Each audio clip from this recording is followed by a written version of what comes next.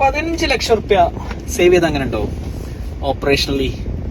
അതാണ് ഞങ്ങൾ കഴിഞ്ഞ കൊല്ലം ഒരു ക്ലയന്റിന് വേണ്ടി ചെയ്തത്. സംഭവം സിമ്പിളാ. അതായത് ഡ്രൈവേഴ്സ് എപ്പോഴും പ്രശ്നം പറയും, കസ്റ്റമറെ ലൊക്കേഷനിലെത്തില്ല, കസ്റ്റമറെ വിളിച്ചിട്ട് കിട്ടണില്ല. അപ്പൊ നമ്മൾ നോക്കി എന്തുകൊണ്ട് അത് സംഭവിക്കുന്നു.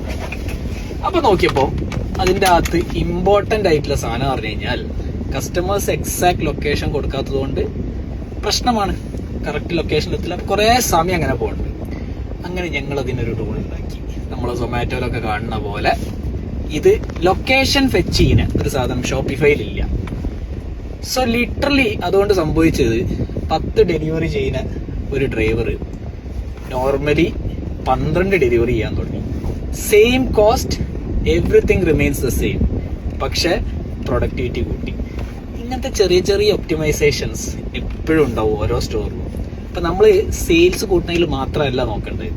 Once sales is in, you should also look at എങ്ങനെ ഈ ഓപ്പറേഷൻസ് ഒപ്റ്റിമൈസ് ചെയ്ത് കോസ്റ്റ് കുറയ്ക്കാം. Do try it out.